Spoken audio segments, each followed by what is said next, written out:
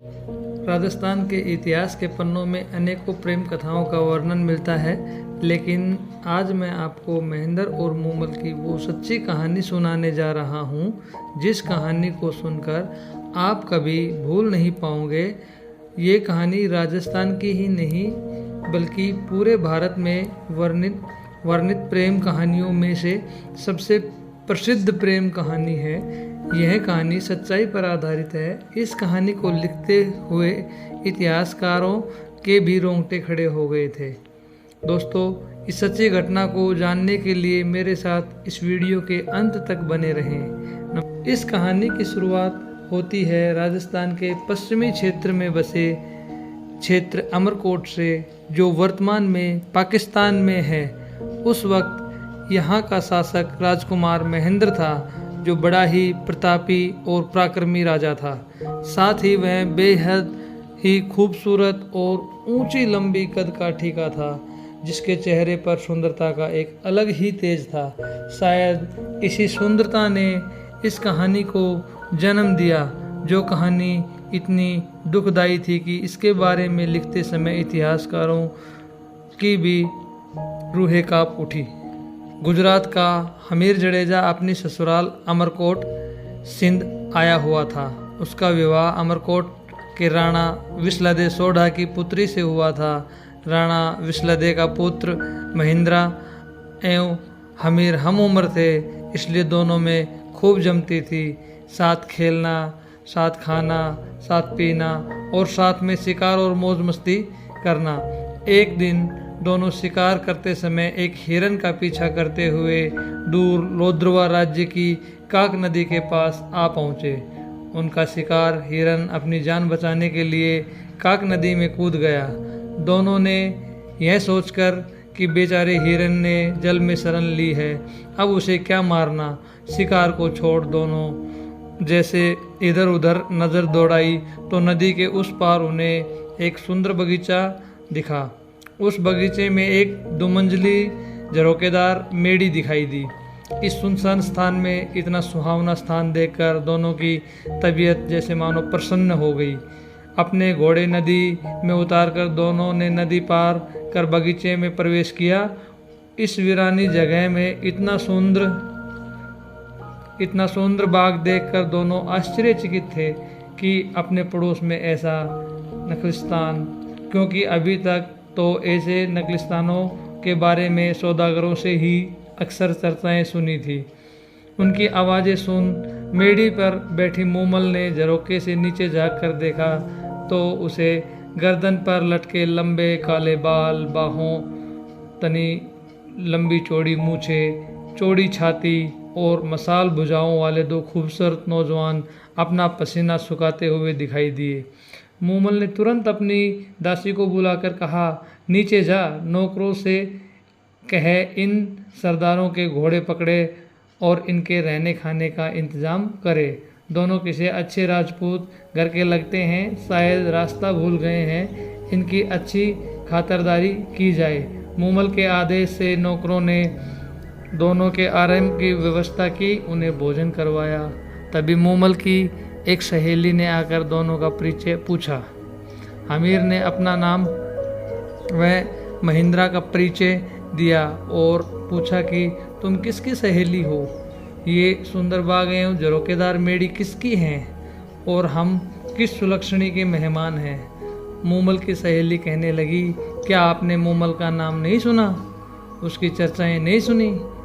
मूमल, जो जग प्यारी मूमल के नाम से पूरे माड़ अर्थात जैसलमेर देश में प्रख्यात है, जिसके रूप से यह सारा प्रदेश महक रहा है, जिसके गुणों का बखान यह काक नदी का जल कल कल कर गा रहा है। यह झरोखेदार मेड़ी सुंदर बाग उसी मूमल का है जो अपनी सहेलियों के साथ यहाँ अकेली ही रहती है। यह कहकर वह सहेली चली गई। कुछ ही देर में मूमल की सहेली ने आकर कहा, आप दोनों में से एक को मूमल ने बुलाया है। अमीर ने अपने साले महेंद्र को जाने के लिए कहा, पर महेंद्र ने अमीर से कहा कि पहले आप। अमीर को मेड़ी के पास छोड़ सहेली ने कहा, आप भीतर पधारें, मूमल आपका इंतज़ार कर रही है। जैसे अमीर जैसे ही आगे बढ़ा तो चौंक गया। उसने देखा कि उसका रास्ता रोके एक शेर बैठा है और दूसरी ओर देखा तो उसे एक अजगर रास्ते में बैठा हुआ दिखाई दिया। अमीर ने सोचा मूमल कोई डायन है और नखलिस्तान में रचकर पुरुषों को अपने जाल में फंसाकर मार देती होगी। वह तुरंत उल्टे पांव वापस वो चौक में आ गया। अमीर व महेंद्र आपस में बात करते तब तक मूमल की सहेली आ गई और महेंद्र से कहने लगे कि आप आइए, मूमल आपका इंतज़ार कर रही है। महेंद्र ने अपना अंगरखा पहन हाथ से भाला ले सहेली के पीछे पीछे चलना शुरू कर दिया। सहेली ने उसके भी अमीर की तरह चौक में छोड़ा। महेंद्र को भी चौक में रास्ता रोके शेर बैठा नजर आया। तुरंत उसने अपना भाला लिया और शेर पर पूरे वेग से प्रहार कर दिया। शेर जमीन पर लुढ़क गया और उसकी चमड़ी में से भरा हुआ भूसा बाहर आ निकला।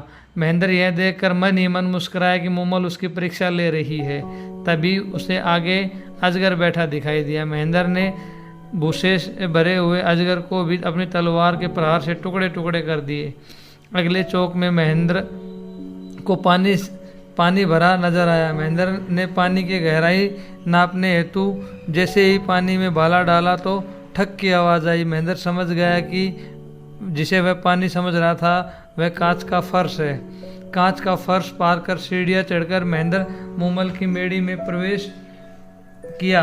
आगे मूमल खड़ी थी, जिसे देखते ही महेंद्र ठिठक गया। मूमल ऐसे लग रही थी जैसे काले बादल में बिजली चमकी हो।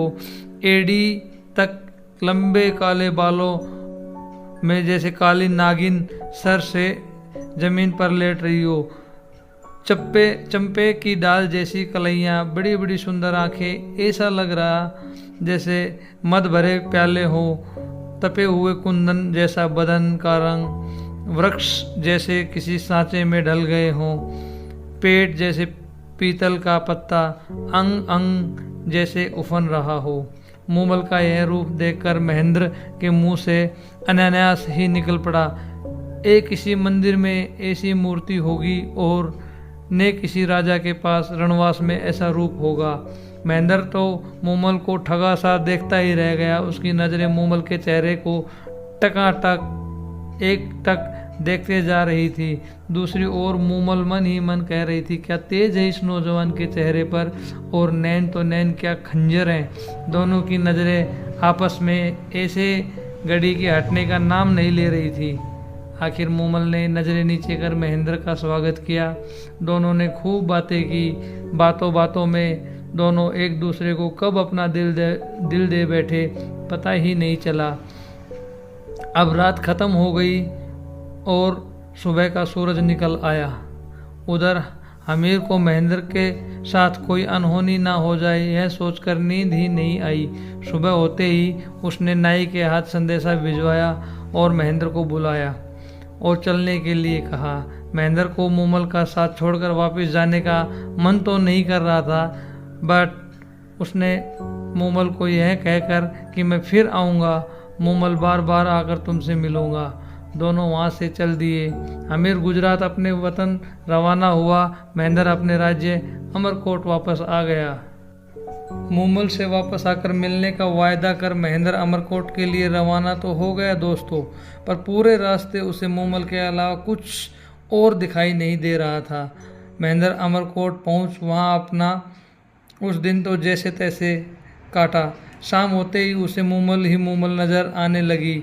वह जितना अपने मन से समझाने की कोशिश करता, उतनी ही मूमल की यादें और बढ़ जाती। वह तो यही सोचता कि कैसे लोद्रवे पहुंचकर मूमल से मिला जाए। आखिर उसे सूझा कि अपने ऊँटों के टोले में एक ऐसा ऊँट खोजा जाए जो रातों रात लोद्रवे जाकर सुबह होते ही वापस अमरकोट आ सके। उसने अपने राय का रामू ऊँट चराने वाले को बुलाकर पूछा। रामू ने बताया कि उसके टोले में एक चीतल नाम का ऊँट है जो बहुत तेज़ दौड़ता है और वह उसे आसानी से रात को लोद्रवे ले जाकर वापस सुबह होने से पहले ला सकता है। फिर क्या? रामू राय का रोज़ शाम को चीतल ऊँट को सजाकर महेंद्र के पास ले आता और महेंद्र चीतल पर सवार हो एड़ लगा लोद्रवा मूमल के पास पहुंच जाता। रात के तीसरे पहर महेंद्र फिर चीतल पर चढ़ता और सुबह होने से पहले ही अमरकोट पहुंच जाता। महेंद्र विवाहित था दोस्तों, उसके 7 पत्नियां थी। मूमल के पास से वापस आने पर वह सबसे छोटी पत्नी के पास आकर सो जाता।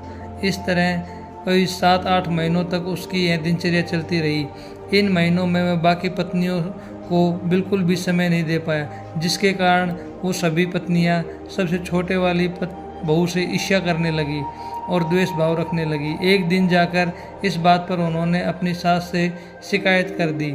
सास ने छोटी बहू को समझाया कि बाकी पत्नियों को भी महेंद्र से ब्याह किया है और उनका भी उतना ही हक बनता है, इसलिए महेंद्र को उनके पास जाने से मत रोका करो। तब महेंद्र की छोटी पत्नी ने अपनी सास को बताया कि महेंद्र तो उसके पास रोज़ सुबह होने से पहले आता है और आते ही सो जाता है। उसे तो खुद 7-8 महीने हो गए, तब कहाँ जाता है, कैसे जाता है, क्यों जाता है, कुछ भी समझ में नहीं आया। छोटी बहू की ये सब बातें सुन महेंद्र की माँ को शक हुआ और उसने अपनी बात अपने पति राणा विश्लदे को बताई। चतुर विश्लदे ने छोटी बहू से पूछा कि जब महेंद्र आता है तो उसमें क्या कुछ खास नज़र आता है। छोटी बहू ने बताया कि जब रात के आखिरी पहर महेंद्र आता है तो उसके बाल गीले होते हैं, जिनमें से पानी टपक रहा होता है। चतुर विश्लदे ने बहू को हिदायत दी कि आज उसके बालों के नीचे कटोरा रखकर उसके भीगे बालों से टपके पानी को इकट्ठा करके मेरे पास लाना। बहू ने यही किया। कटोरे में पानी एकत्रित कर विश्लदे के सामने हाजिर किया। विश्लदे ने पानी चख कर कहा, यह तो काक नदी का पानी है। इसका मतलब महेंद्र जरूर मूमल की मेड़ी में जाकर उससे मिलता है। महेंद्र की 7 पत्नियों को मूमल का नाम सुनकर जैसे आग लग गई। उन्होंने आपस में सलाह कर यह पता लगाया कि महेंद्र वहाँ कैसे जाता है। जब उसे पता चला कि महेंद्र चीतल नाम के ऊँट पर सवार होकर मूमल के पास जाता है तो दूसरे दिन उन्होंने चीतल ऊँट के पैर तोड़वा दिए ताकि उसके बिना महेंद्र मूमल के पास ना जाने पाए। रात होते ही जब रामू राय का चीतल लेकर नहीं आया तो महेंद्र उसके घर गया और वहाँ उसे पता चला कि चीतल के तो उनकी पत्नियों ने पैर तोड़वा दिए हैं। तब उसने रामू से चीतल जैसा दूसरा ऊँट मांगा। रामू ने कहा उसके टोले में एक तेज़ दौड़ने वाली ऊँटनी है तो सही, पर कम उम्र होने के चलते वह चीतल जैसी सुलझी हुई और अनुभवी तो नहीं है। आप उसे ले जाएं, पर ध्यान रहे उसके आगे चाबुक ऊँचा ना करे। चाबुक ऊँचा करने के बाद वह चमक जाती है और जिस तरफ उसका मुंह होता है उसी दिशा में दौड़ना शुरू कर देती है और उसको रोकना बहुत ही मुश्किल हो जाता है। महेंद्र टोरडी पर सवार हो लोद्रवा के लिए रवाना हो गया। मूमल से मिलने की बेचैनी में रास्ते में वह भूल गया कि चाबुक ऊँचा नहीं करना और उसने गलती से ऊँटनी के ऊपर चाबुक मार दी। जैसे ही ऊँटनी के ऊपर चाबुक लगी, ऊँटनी सरपट होकर अंधेरी रात को भागने लगी। महेंद्र को रास्ता भी नहीं पता चला कि वह कब कहाँ पहुँच गया। थोड़ी देर में महेंद्र एक झोपड़े में दिया जलता नजर आया। वहाँ जाकर उसने उस क्षेत्र के बारे में पूछा तो पता चला कि वह लोद्रवा की जगह बाड़मेर पहुँच चुका है।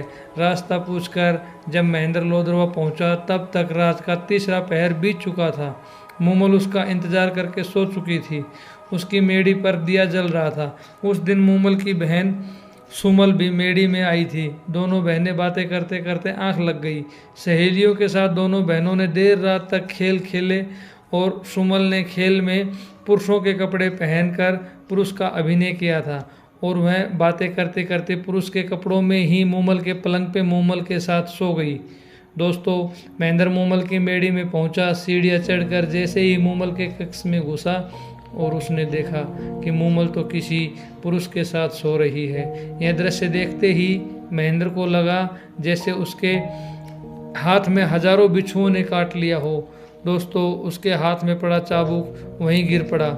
वह जिन पैरों से आया था उन्हीं से चुपचाप बिना किसी को कुछ कहे वापस अमरकोट लौट आया। मन ही मन सोचता रहा कि जिस मूमल के लिए मैं प्राण तक न्योछावर करने को तैयार था वह ऐसी निकली दूसरे गैर मर्द के साथ सोई हुई है। धिक्कार है ऐसी औरत पर।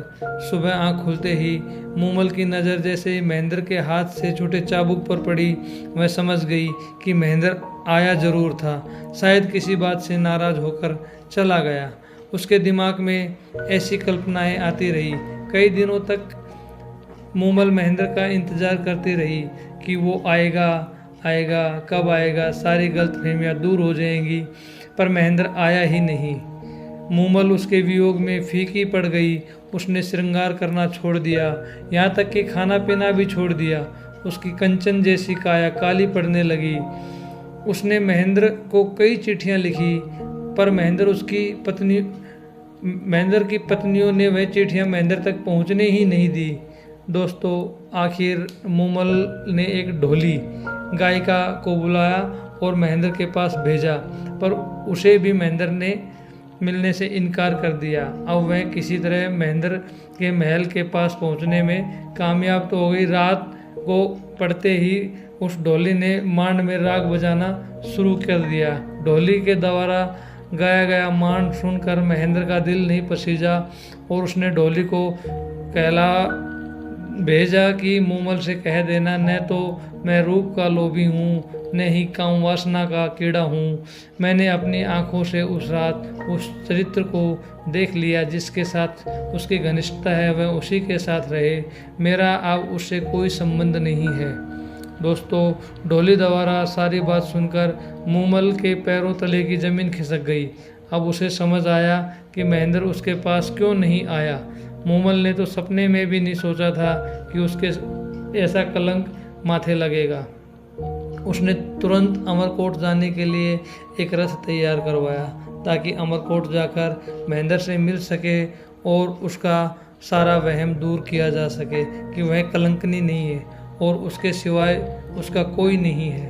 अमरकोट में मूमल के आने व मिलने का आग्रह पाकर महेंद्र ने सोचा शायद मूमल पवित्र है, लगता है मुझे ही कोई गलतफहमी हो गई, और उसने मूमल को संदेश भिजवाया कि वह सुबह मिलने के लिए खुद मूमल के पास आएगा।